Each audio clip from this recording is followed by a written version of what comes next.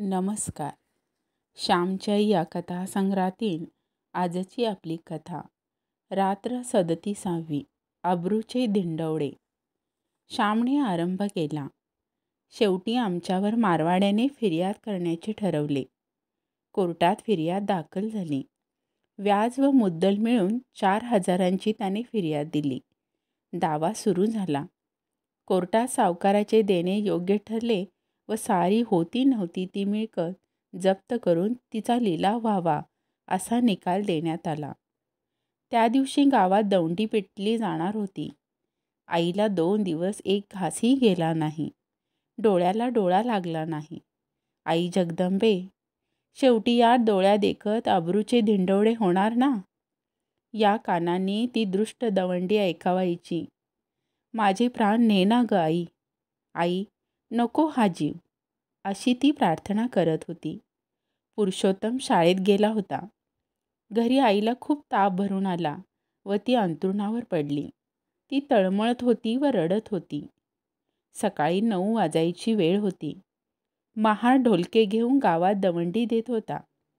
तो ठिकठिकाणी उभा राहून आज भाऊराव यांच्या घराची दुपारी जप्ती होणार आहे असे ओरडून सांगे व ढोलके वाजवी. दुसऱ्याच्या मानहानीत आनंद मानणारे काही जीव असतात, त्यांना आनंद होत होता. खानदानीच्या घरंदाज लोकास वाईट वाटत होते. महार दवंडी देत चालला होता.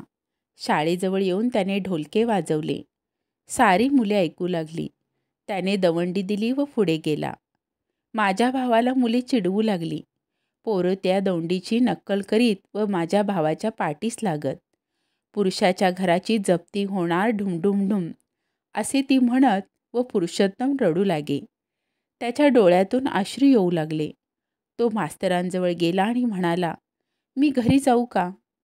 मास्तर म्हणाले, कोठे चाललास? बस खाली, अर्ध्या तासाने शाळा सुटेल.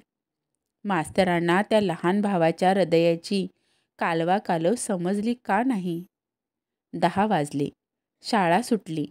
लांडग्याने कोकराची दशा करावी तशी माझ्या भावाची इतर मुलांनी केली. मुले त्याच्या ढुमढुमढुम करीत पाठीस लागली. तो रडत रडत घरी आला आणि एकदम आईला बिलगला. आई, सारी मुले मला चिडवतात. का ग असे? तुझ्या घराची जप्ती होणार, शेणाची दिवे लागणार. आई, सारी का ग माझ्या पाठीस लागतात? आपणास येथून बाहेर काढणार ना ग? आई, काय ग झाले? असे आईला विचारू लागला. बाळ, देवाची मर्जी, मी तरी काय सांगू तुला? असे म्हणून पडल्या पडल्याच या पोटच्या गोळ्याला पोटाशी घेऊन आई शतधारांनी त्याला स्नान घालू लागली. माय लेकरे शोकसागरात बुडून गेली. शेवटी आई त्याला म्हणाली, जा बाळ, हातपाय धु, आज राधाताईंकडे जेवायला जा, इंदूने तुला बोलावले आहे. लहान भाऊ, त्याला काय समजणार? तो शेजारी जेवाव्यास निघून गेला. त्या दिवशी वडील जेवलेच नाहीत. त्यांनी स्नान केले, देवाची पूजा केली. लाज वाटत होती तरी देवळात गेले. खाली मान घालून गेले तसेच परत आले. ज्या गावात त्यांना सरदार म्हणत, ज्या गावात ते पंच होते, ज्या गावात त्यांचा मान मिळे, त्या गावात त्या दिवशी कुत्रेही त्यांना विचारत नव्हते. ज्या गावात ते मिरवले, ज्या गावात त्यांच्या शब्दाला मान मिळे, तिथेच लहान लहान पोरेही त्या दिवशी त्यांची टर उडवू लागले. जेथे फुले वेचली तेथे शेण वेचण्याची आईवर पाळी आली. आजपर्यंत आईने कसेबसे अब्रूने दिवस काढले होते, परंतु देवाला तिची कसून परीक्षा घ्यावयाची होती. मनाची शिखरे, अपमानाच्या खोल दऱ्या आईला दोन्ही प्रकार देव दाखवू इच्छित होता.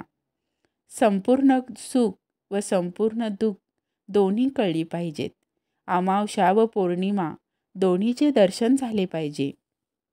या संसाराचे संपूर्ण ज्ञान ती मोठी आई माझ्या छोट्या आईला करून देत होती.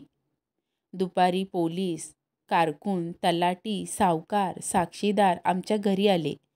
घरात स्वयंपाकाची 4 भांडी ठेवून बाकी सारी एका खोलीत त्यांनी अडकावली. आईच्या अंगावर दागिने नव्हतेच.